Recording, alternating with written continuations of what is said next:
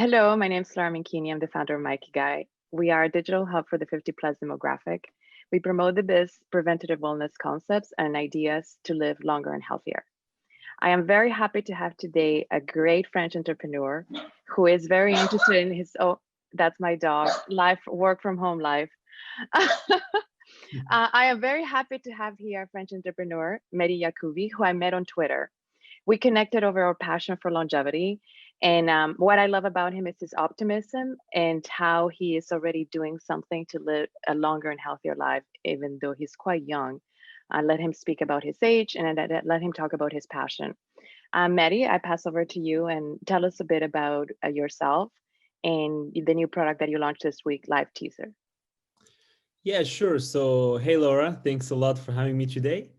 So, yeah, a little bit about me. So, I'm a French Moroccan entrepreneur, and I have always been super into health optimization, and always super scared of getting diseases and getting bad health. So, this was in me for a long time. And I also knew that I wanted to build something and create my company. So, when the right time came, I decided to put these two things together and start working on Lifetizr. And so the idea behind maybe I can explain a little bit how I got to start working on Lifetizr. So we actually, with my co-founder, we were starting to build digital therapy to help people reverse prediabetes. So we started to see a lot of doctors and a lot of people with type 2 diabetes and pre-diabetes, but we understood as we were exploring the landscape that one of the biggest problem, actually the biggest problem, is how did we get here? Like what's the cause that's causing all those people to get this chronic condition when it's something that can be avoided because it's a lifestyle disease. So we started to think with my co-founder, okay, so what are the reasons that people end up in this place and in this position with this very poor health? And we in parallel we saw a lot of people with diabetes using a continuous glucose monitor and having access to real-time data from their body. So we said, okay, let's just try it out and see how our diet, how our exercise is, and understand a little bit. Maybe we're going to find that there's nothing to see there, but maybe we can find something interesting. So I started wearing a continuous glucose monitor, and what I found out really shocked me. So what I found out is that even though I consider myself as a very healthy person, I found out that my metabolism was very, very bad. Like a lot of what I was eating was damaging my metabolism much more than I would think. So for example, I'm going to give an example. So I'm really into health and longevity, as I just said. And right now, fasting is all the craze. Like everyone is fasting. Fasting is promoted everywhere. So I was doing a lot of fasting.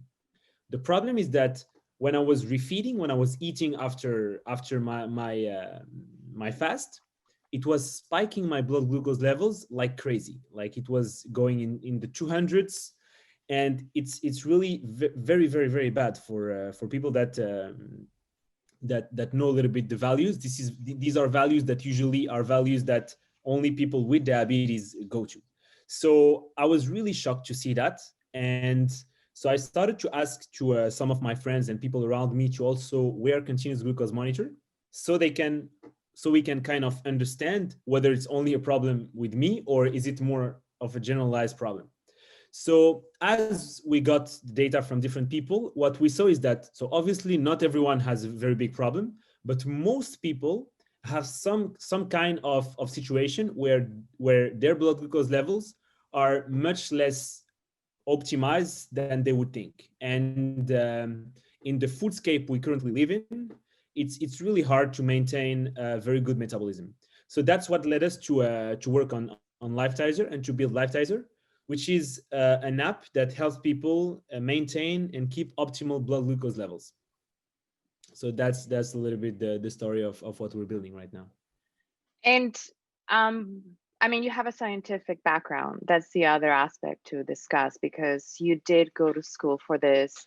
You do know what you're, it's not just a personal passion of yours, but you also know the science behind it. And for people that are interested in longevity, sugar and glucose is one of the things that is looked at a lot because it does reduce your longevity. And when you think of, we talked about this difference between the food in North America and Europe, how it feels, the portions are so much bigger here. There are so many more sugars put into a lot of things. And I think there are so many documentaries now, even when you mentioned the fasting situation, where people that are buying organic food or think they're buying healthy food actually are eating more sugar than people that are not eating those processed foods. Um, how did you take this into consideration into building Lifetizer? So as you just mentioned, this is a very important point, is that right now there is a huge problem in terms of information. There's too much information. There's a lot of good information, but there's also a lot of bad information. And the problem is that, as you say, like for example, people will focus on a detail like let's go get organic food, but then they'll, for Hmm. example, eat a lot of maybe a food that's not very good for them, thinking that they're doing something super healthy for them. And that's very bad, because that's how you end up with a person that believes that they're healthy, and then they end up with a chronic condition. Like this is the example of my grandfather, actually. So my grandfather was an athlete. I mean, when he was younger, he was an athlete, and he was always kind of a healthy person. He was very healthy, doing a lot of exercise, but now he has type 2 diabetes. So when he discovered that he had it, the whole family was, what happened to our grandfather? Like, he was super healthy, this is not possible. And the reason of that is that what you think is healthy might be something that's very detrimental to you. I'm going to give another example that I found out by self-experimenting, and a lot of people found out the same. So oatmeal. Everyone will always tell you oatmeal is great food, oatmeal is very good. And I'm not saying it's not good. I'm just saying that we need to understand that people are different, and there is a lot of interperson variability with the food. So for me, when I eat oatmeal, it spikes my blood glucose like crazy. It goes very high. And usually people have breakfast with oatmeal. So imagine if for multiple decades you eat oatmeal, and if it's not made for you, it's going to make your blood glucose levels spike every day. And that's how you can end up with a very bad metabolism. So, you know, 10, 20 years ago, more 20, 30 years ago, it was not possible to read the message from your body, but now it's possible. Now you can have the real-time data and understand, okay, I eat this, I have a very bad response from my body, so maybe I should eat it differently, or add something to it, or eat it at a different time of the day. So this is really the idea, that now that you have the information, you can make better decisions, and you're not going to end up thinking you're doing something great, because you're reassessing all the time. When you do something, you have an instant feedback. So it's very powerful. And this is one of the things that you plan to do with Live Teaser, right? I mean, I did see the product, so you're going to make the recommendations. People are going to know, correct? Yeah, the goal for us, for Lifetizer right now, is to help people understand how what they eat impacts their body, and then guide them to find something that would be better for them, or maintain something optimal if it's already optimal. So it's a matter of tracking and understanding of the situation, and then acting upon these insights. Um, what can you also tell people in terms of, because you are, I know that you mentioned that you had actually been monitoring your sugar for quite some time. What are some of the, I guess, concepts that you would dispel other than I know, for instance, what do you call rice crackers are also are full of sugar. What are Yes. other foods that people think are healthy, quote unquote, and they're full of glucose that I mean, from your research and putting this product together, you've So found? this is a very interesting question, because it's hard to tell. So my answer is going to be in two parts. So first of all, it's really hard to generalize, because the whole point of our approach is not to generalize, is to understand that everyone is different. So what might be very bad for a person might be fine for another person. Obviously, when you think about health and healthy eating, blood glucose isn't the only variable. Like, for example, some people can eat a Big Mac and have no glucose response. Doesn't mean that it's good. So blood glucose levels are only one aspect of healthy eating and healthy living. But let's talk about this aspect because that's what we're discussing right now. So again, what's crazy is that you really see some things that are very different from one person to the other. And actually, there is a lot of research explaining that there is a very high interperson variability. So for two different person, for example, one might get a very big spike from eating a banana and no spike from an apple, and conversely, for the other person, it might be Mm. the opposite. So when you have the real-time data, you can really understand these nuance. But then obviously there are things that are bad for most people. Like that's the truth. So I think that so fruits are great, but in excess, they can really spike very high your blood glucose levels. Usually berries are the best ones, the one that maintain quite a steady glucose level. And it's also pretty consistent that when you eat a big amount of carbohydrates without any fats or with very low fiber with the meal, you're gonna get a big blood glucose spike. So usually you can see that from with a lot of different person. And then it's also very clear that when you eat, for example, just veggies with some meat or with some protein or with some eggs, usually there's not a big spike. But again, it's not to say that it's for sure going to be like that for everyone. So it's personal, and it Yeah. has to do with, and yeah, it's and it's just basically the idea is to say, okay, now for all that we had in history, the healthcare and the ideas of what is healthy were kind of generalized because it was not possible to do otherwise. 50 years ago, you cannot imagine personalized medicine because how are you going to personalize the things? Now we are entering a new era where we have the tools. We have the tools now to really understand on a personal level what's going to be better for the person. So we're only entering into this era, but we can already imagine how powerful it's going to be because for example, when they do a study and they say we found out that this intervention is going to be good for 80% of people. When people read that, they say, okay, 80%, so it's good, but they forget that maybe they are in the 20%. And imagine if you're in this 20% and you're doing a practice or you're eating something every day of your life thinking that is great for you, when in reality you're in the group that is going to be bad for. Even if the percentage is low, maybe it's you. Well, that's the exciting part of the technology that's coming up, and innovators like yourself that are thinking of the future of personalized healthcare. We had a guest yesterday. We spoke of it, Drew Taylor from Acorn Biolabs. And what's Yeah. exciting about that is, I mean, that's what they're getting ready for the idea that things are going to be tailored to you using your own cells. There's going to be so much more than just that. But one of the main things in when dieting, it is true, we cannot just make generalizations, and things are very, there are people that drank and smoke and live to 85. We don't know why. And there are people that take care of themselves and then get ill very young. So there are so many variables. It's true that we can do some things to improve them. And I do think sugar is a big issue. It damages so many things. I read a statistic recently with drinking juice, one juice or a couple of sips of juice every day increases your risk of cancer.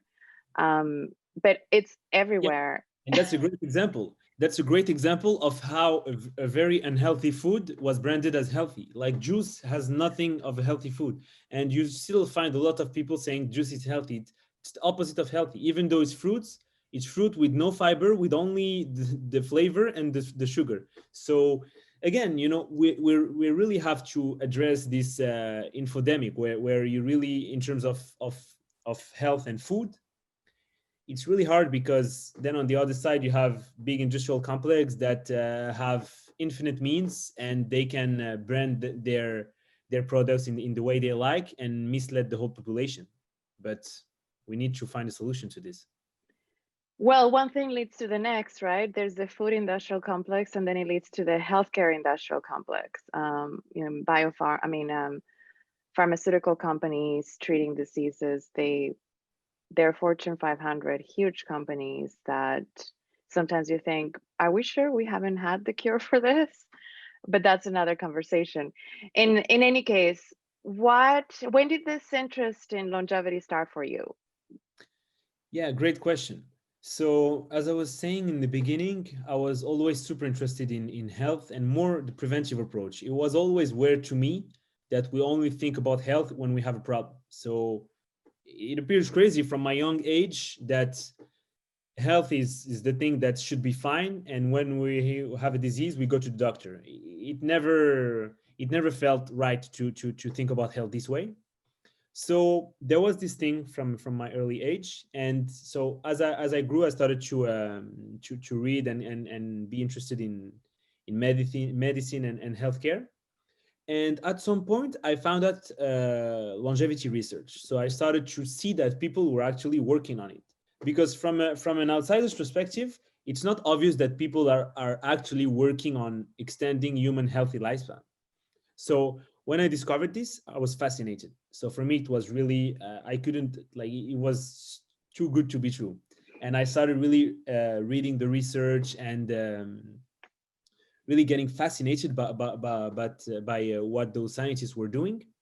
And again, really, for me, I have this thinking that not enough people are aware of this. Not enough people are aware that actually scientists are working on this. And even though it's going to be very hard, it's still something that's possible, and it depends on us. And we can do it. We can do much better. If you zoom out a little bit and you think where human beings are going to be in a few thousand years, it's kind of obvious, if you're an optimistic person, that we're going to do much better than what we can do right now. So maybe we can be one of the generation that's gonna significantly impact health and how we live on this planet. Well, I'm glad that you brought this up about the scientific things in terms of longevity. My take on it is that there are two camps on longevity. There's the camp of the people that think of living for making it to 150, the first metric, because there are people already living past 100. So the next one is 150, and then there are the ones that want to, hey, let's live forever. And then there are the people that are concerned with health span, how to live longer, the good years, meaning matching health span to lifespan. And I think the reason longevity doesn't have the impact that, of like you say, people don't know it, is because so much of it feels like science fiction or shrouded in it, that people think it's not for me. And I think we have to like demystify it. Longevity can be for everyone. Totally. I totally agree with you. And actually there's always this debate of healthy longevity or longevity. And I think we should just all agree that we never talk about not healthy longevity. Like no one, not a single person wants to extend significantly the life of an unhealthy person until 200 years. Like everyone thinks about the healthy age. And if you increase the healthy age, you're going to also increase the lifespan. This is automatically, like, when you help people be healthy for a longer time, most of the time it's going to also increase their lifespan. So yeah, I agree with you that it needs to be something that everyone is part of. It's not science fiction. And Mm. we can start small. We don't need to think about big numbers. We can just now it's receding for 5 years in a row in the US, the life expectancy. So now we're not even talking about crazy numbers. We're just talking about maintaining something. And in the US, for example, it's very bad compared to Japan and Spain and France. So Yeah, 10 years actually. It's we it's have an we have insane number.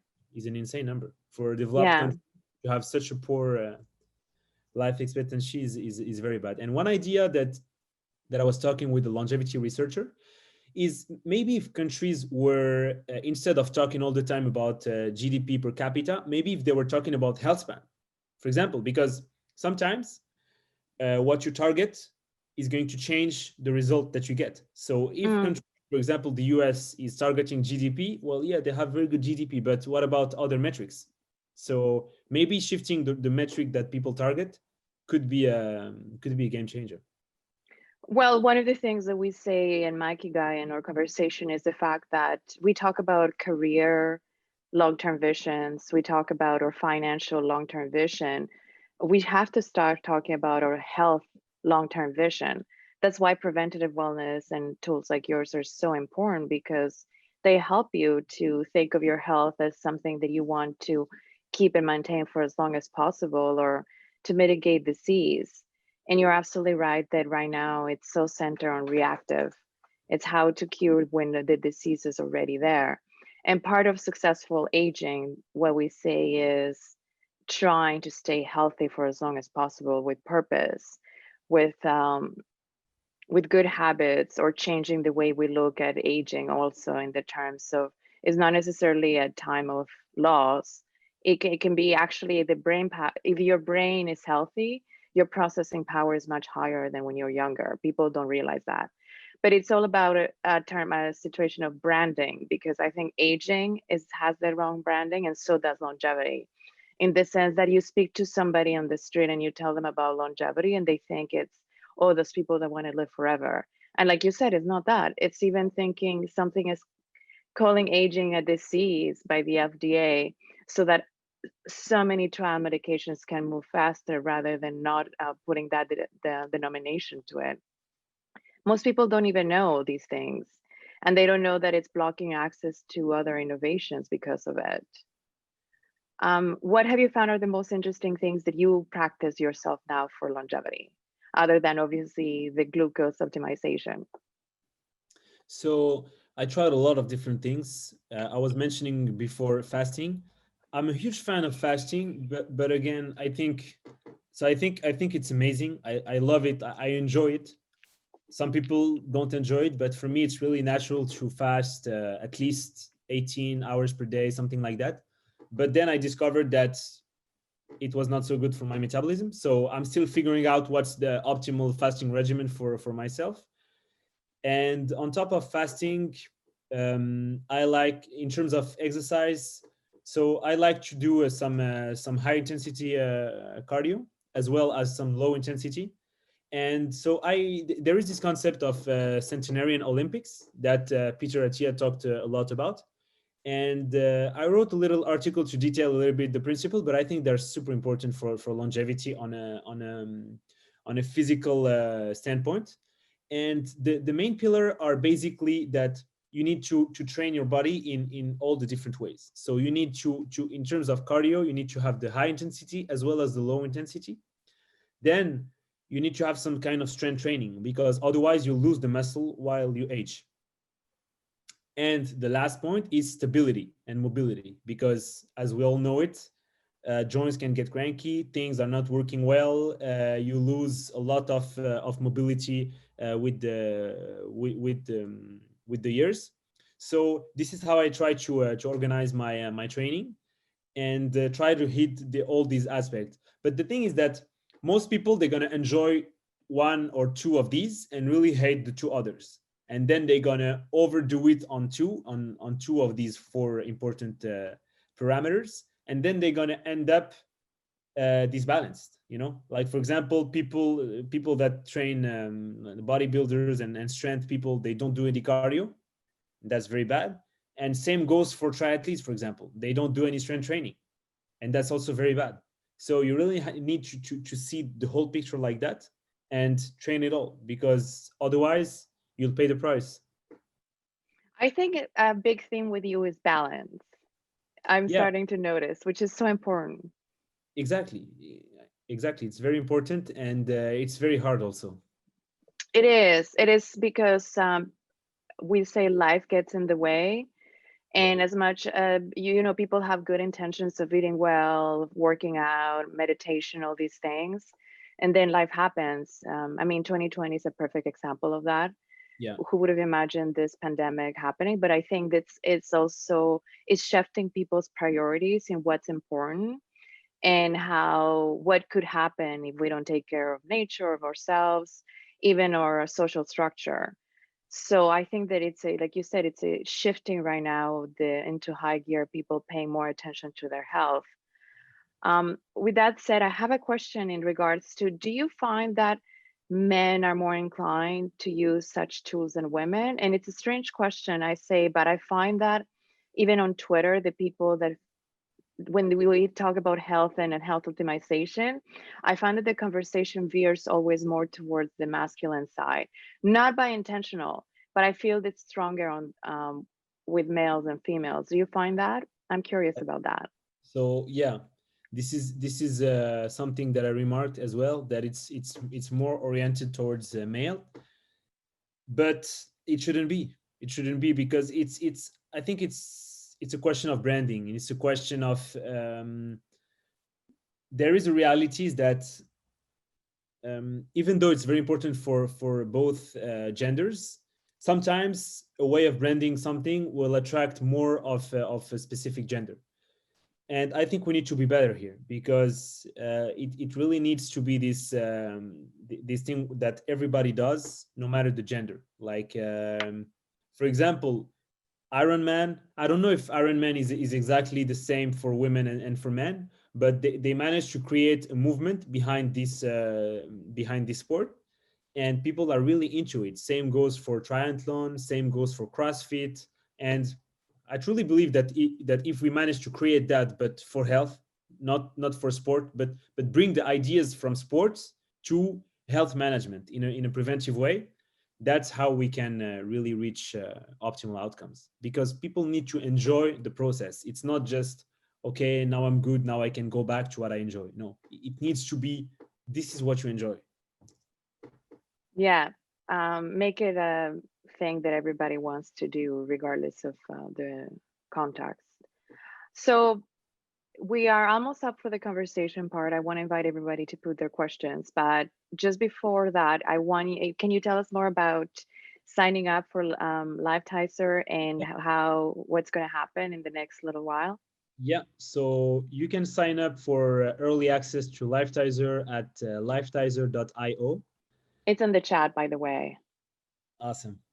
And yeah, we're gonna gradually open our beta version, and get early user to use the product. Yeah, it's gonna be gradual, but people will get the chance to use the product.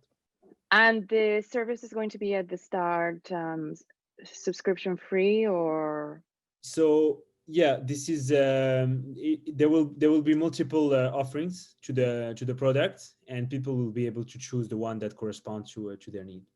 okay. And anybody can use it around the world, because we do have some Yeah. people from it. We're still figuring out a little bit on the international side of things, and we're gonna let people know. But the goal is to be available pretty much everywhere soon, so people can still sign up, and we're gonna find a way. That's exciting. I can't wait. I mean, I saw the product, it looks really cool.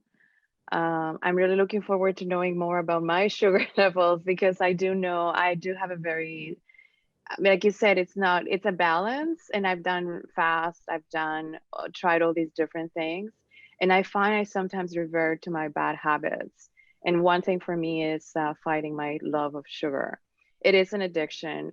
That's why I call it a bad habit, because there's no way or no reason why I should crave it. And it's the issue, we all the craving of it that makes you think, okay, this is like smoking or alcohol, because nothing that's good for you do you crave, I mean, crave that much or do it with excess. And sugar is one of the biggest but easiest things that we could change ourselves if we can manage that, to overcome that. It's responsible for so many issues in your stomach, in your blood. I mean, you know more of that. Yeah, um, sugar is a real enemy. It's very hard to quit sugar, but it needs to be managed because it's very damaging for the body. It is. So let me see if there are any questions from, there aren't. I think you were very concise. So Where can they contact you if anybody has questions for you? I guess signing up to Yeah. lifetizr.com. Sorry, And lifetizr.io. yeah, lifetizr.io, and on Twitter And at then, Mediac. Yeah, and also you have an amazing newsletter that I highly recommend. exactly. Yeah, It is The Long Game. They can find it on, yeah. You can put the links, but it's mediyacoubi.substack.com for the newsletter. yes, I read this newsletter every Thursday. Mehdi is a great writer. And it's so as the profile by Leanne, the lab wrote, you're very good at distilling complicated concepts and making them easy to understand, which I think it's a gift. It's a very big gift, communication, and being able to say Much love. what you want to transmit to people. Thank you. Well, Maddie, thank you so much. We didn't have any questions. Everybody understood everything, I guess. But I hope to, well, I'll see you online and I can wait to, I did sign up already for Lifetizr. So we're going to also include the link here on YouTube. And then I can't wait to be using this amazing tool Yeah, because we love anything that helps optimize your health and to live longer lives, which is the aim of longevity in any case. exactly. Awesome. Have a great weekend and see you soon online. Bye. Bye. See you soon. Thank you. Bye.